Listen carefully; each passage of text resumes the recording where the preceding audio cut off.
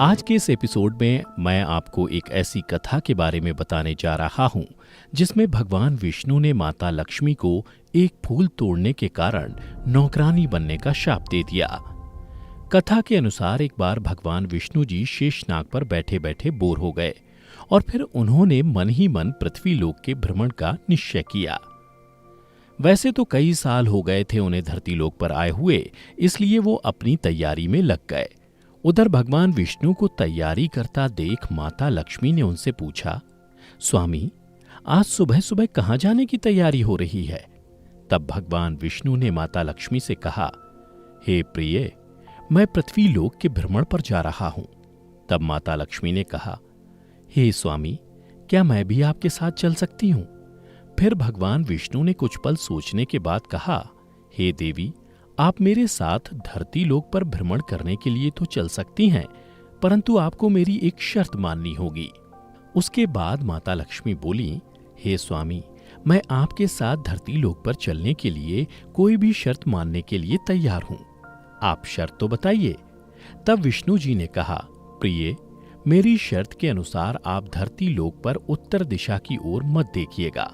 उसके बाद माता लक्ष्मी ने विष्णु जी की शर्त की स्वीकृति दे दी और फिर दोनों धरती लोक के लिए प्रस्थान कर गए। सुबह सुबह जब माता लक्ष्मी और भगवान विष्णु पृथ्वी लोक पर पहुंचे, उस समय सूर्य निकल ही रहा था। रात को बरसात हुई थी, इसलिए धरती लोक का मौसम बड़ा ही सुहावना था। बारिश के कारण धरती पर चारों ओर हरियाली फैली हुई थी। धरती बहुत ही सुंदर दिख रही थी। धरती की सुंदरता देख माता लक्ष्मी मंत्रमुग्ध हो गई और इधर उधर देखने लगीं। धरती की सुंदरता देख माता लक्ष्मी ये भूल गईं कि उन्होंने भगवान विष्णु को क्या वचन देकर धरती लोक पर आई हैं। इसी क्रम में माता लक्ष्मी कब उत्तर दिशा की ओर देखने लगीं, उन्हें पता ही नहीं चला। उत्तर दिशा में देवी लक्ष्मी को एक बहुत ही सुंदर बगीचा नजर आया और उस बगीचे से भीनी भीनी सौंधी सौंधी खुशबू भी आ रही थी। इसके अलावा उस बगीचे में बहुत सारे सुंदर फूल भी खिले हुए थे।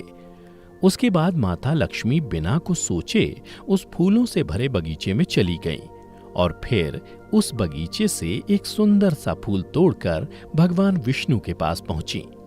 परंतु भगवान विष्णु ने जब माता लक्ष्मी के हाथों में उस सुंदर सा फूल देखा तो उनकी आंखों में आंसू भर गए और उन्होंने माता लक्ष्मी से कहा, कभी भी किसी से बिना पूछे उसकी कोई वस्तु नहीं लेनी चाहिए। और उसके बाद भगवान विष्णु ने माता लक्ष्मी को अपनी शर्त याद दिलाई। तब माता लक्ष्मी ने भगवान विष्णु से कहा, हे स्वामी, मुझसे भूल हो गई, कृपया कर मुझे क्षमा कर दीजिए। फिर भगवान विष्णु बोले, हे देवी, इस भूल के लिए आपको क्षमा नहीं मिल सकती, बल्कि इस भूल के लिए आपको सजा मिलनी चाहिए, क्योंकि आपने जिस माली के खेत से उससे बिना पूछे इस फूल को तोड़ा है, वह चोरी जैसे पाप की श्रेणी में आता है। इसलिए हे देवी, आपको इस भूल की सजा के रूप में उस माली के घर 3 साल तक नौकरानी बनकर रहना होगा और 3 साल पूर्ण होने के बाद मैं आपको बैकुंठ धाम वापस बुला लूंगा। यह सुन माता लक्ष्मी ने भगवान विष्णु से कहा, हे स्वामी, आपके द्वारा दी गई ये सजा मंजूर है और मैं आपके आदेशानुसार उस माली के यहाँ एक नौकरानी के रूप में अपना जीवन व्यतीत करूंगी। इसके बाद भगवान विष्णु वैकुंठ धाम को वापस लौट गए। उधर भगवान विष्णु के वैकुंठ धाम वापस लौटने के पश्चात माता लक्ष्मी एक गरीब कन्या का रूप धारण कर उस माली के घर पहुंची।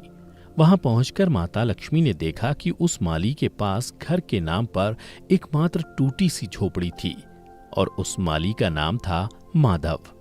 माधव उस टूटी हुई झोपड़ी में अपनी पत्नी, 3 बेटियों और 2 बेटों के साथ रहता था। वे सभी उस बगीचे में काम करके किसी तरह अपना गुजारा करते थे। फिर माता लक्ष्मी जब एक गरीब कन्या के रूप में झोपड़ी के आंगन में पहुंची तो माधव ने पूछा, बेटी, तुम कौन हो और यहाँ किस लिए आई हो? तब कन्या रूपी माता लक्ष्मी ने माधव से कहा, मैं एक गरीब लड़की हूं और मेरी देखभाल करने वाला भी कोई नहीं है और मैं कई दिनों से भूखी भी हूं। कृपया आप मुझे अपने यहाँ कोई काम दे दो, मैं आपके घर का भी काम कर दिया करूंगी। कृपया कर आप मुझे अपने यहाँ रख लो। माधव बहुत ही भला इंसान था उसे उस लड़की की बातें सुनकर दया आ गई। फिर माधव ने कन्या रूपी माता लक्ष्मी से कहा, बेटी, मैं तो एक गरीब माली हूं।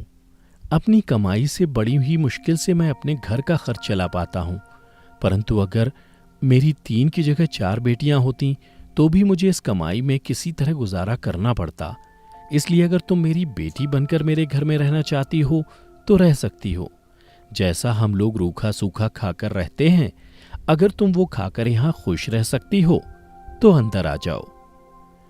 माधव की ये बातें सुनकर माता लक्ष्मी वहां रहने को तैयार हो गईं। उसके बाद माधव कन्या रूपी माता लक्ष्मी को झोपड़ी के अंदर ले गया और अपने परिवार के बाकी लोगों से मिलवाया और बोला, आज से ये कन्या मेरी बेटी बनकर इस झोपड़ी में हम लोगों के साथ रहेगी। यह सुन माधव के परिवार वाले खुश हो गए। उधर मां लक्ष्मी के आने के बाद दूसरे दिन माधव की इतनी कमाई हुई कि उसने शाम तक एक गाय भी खरीद ली। इसी तरह दिनों दिन माधव की आमदनी बढ़ने लगी।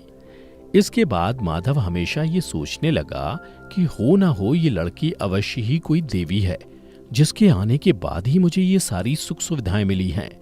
इसी तरह 3 साल बीत गए और जब अगले दिन माधव खेतों से काम करके अपने घर आया तो उसने अपने घर के दरवाजे पर एक देवी स्वरूप गहनों से लदी एक महिला को देखा। फिर उसने जब नजदीक आकर उस महिला को देखा तो वह जान गया कि यह तो मेरी मुंह बोली चौथी बेटी है।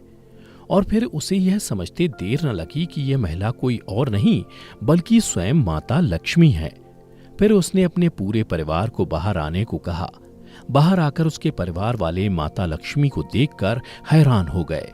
उसके बाद माधव ने हाथ जोड़ते हुए माता लक्ष्मी से कहा, मां, मुझे और मेरे परिवार को माफ कर दो। मैंने अनजाने में आपसे खेत और घर के काम करवाए। इस अपराध के लिए हम सभी को माफ कर दो मां। माधव के मुख से ऐसी बातें सुनकर मां लक्ष्मी मुस्कुराते हुए बोली, माधव, तुम बड़े ही अच्छे और दयालु व्यक्ति हो। तुमने मुझे इतने दिनों तक अपनी बेटी की तरह प्यार दिया है, जिससे प्रसन्न होकर मैं तुम्हें एक वरदान देती हूं कि तुम्हारे और तुम्हारे परिवार के पास कभी भी धन और खुशियों की कमी नहीं होगी। तुम्हें वो हर सुख मिलेगा जिसके तुम हकदार हो। इसके बाद माता लक्ष्मी विष्णु जी द्वारा भेजे गए रथ में बैठकर वैकुंठ धाम वापस चली गईं। तो दर्शकों, आपको हमारी ये कथा कैसी लगी? नीचे कमेंट करके जरूर बताइएगा। अगर कथा अच्छी लगी हो तो इसे ज्यादा से ज्यादा लाइक और शेयर करना मत भूलिएगा। साथ ही अगर आपने अभी तक हमारे चैनल द डिवाइन टेल्स को सब्सक्राइब नहीं किया है तो अभी सब्सक्राइब कर लें। अब हमें दीजिए इजाजत। आपका बहुत बहुत शुक्रिया।